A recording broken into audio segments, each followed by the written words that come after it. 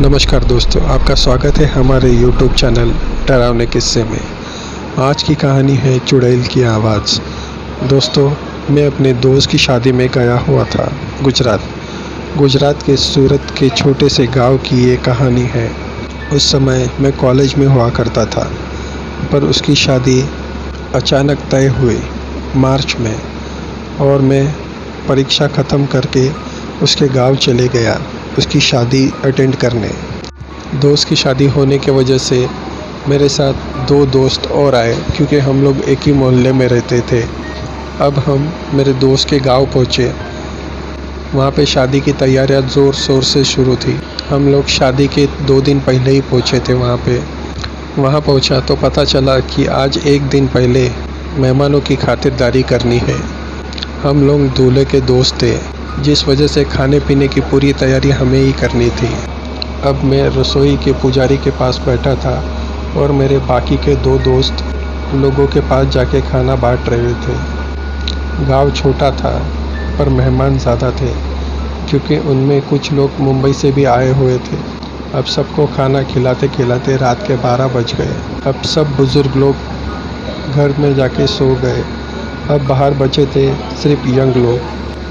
अब दूल्हा जो था वो किसी काम में हाथ नहीं लगाता था, क्योंकि जिसकी शादी हो उसे हम लोग काम करने कैसे दें। इसलिए हम दोस्तों ने ही मिलकर सब काम करने की सोची। उसके घर के नज़दीक ही एक तालाब था।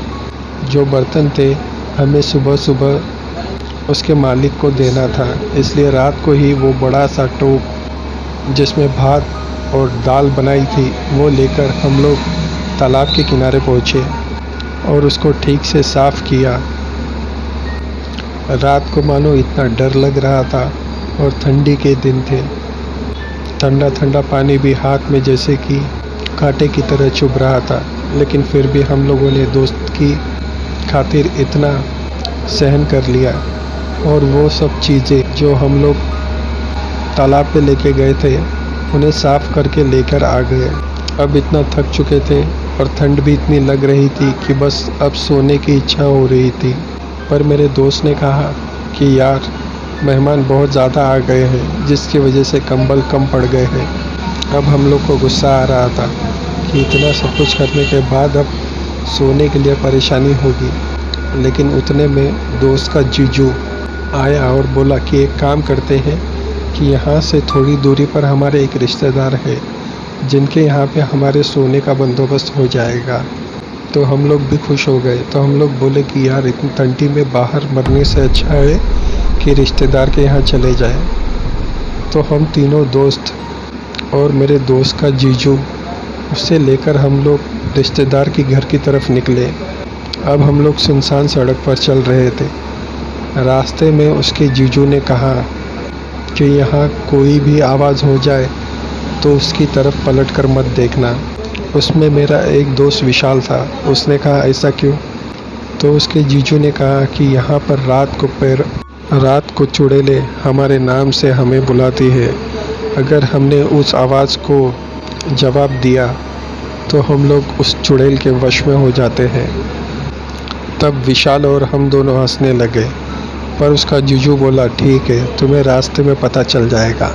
अब हम लोग हमारे दोस्त के घर से थोड़ी ही दूर निकले थे।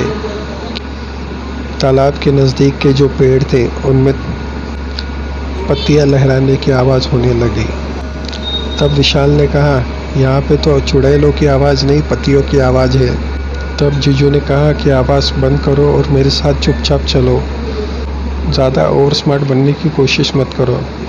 तब विशाल ने कहा कि जीजू, हम मुंबई वाले लोग हैं और भूत लोग हमसे 4 कदम दूरी पे ही रहते हैं। इतने में चुड़ैल के हंसने की आवाज़ आई।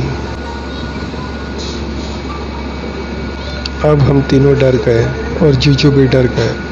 अब जीजू ने कहा कि बिना पलटे या किसी पेड़ की तरफ देखे चुपचाप चलते रहो। वो आवाज़ तेज़ हो रही थी। हम लोग तेज़ी से दौड़े और उस रिश्तेदार के घर पहुँचे। वो रिश्तेदार ने दरवाज़ा खोला और हमें देखकर बोला कि अच्छा हुआ तुम लोग आ गए, मैं तुम्हारे बारे में ही सोच रहा था। तो जीजू ने कहा कि यार, बस आज के दिन सोने की जगह दे दे। तब उस रिश्तेदार ने कहा कि आज ही के दिन क्या है यार, जब तक शादी नहीं हो जाती तुम यहाँ पे रह सकते हो। अब हम लोग घर के अंदर चले गए और रात को कंबल लेके आराम से सो गए।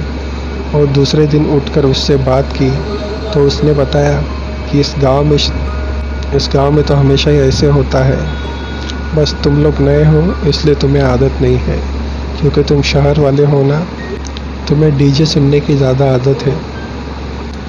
हम गांव वालों का तो हर दिन ऐसे किसी न किसी चुड़ैल से सामना होते ही रहता है। दोस्तों, बस दूसरे दिन दोस्त की शादी हुई और तीसरे दिन हम लोगों ने सामान पैक किया और मुंबई निकल पड़े। बस वो दिन है और आज का दिन मैं उस दोस्त के गांव में दोबारा कभी नहीं गया। तो दोस्तों, ये किस्सा मेरी ज़िंदगी का आप बीती का किस्सा है जो मैंने आपसे शेयर किया है। किस्सा सुनने के लिए धन्यवाद।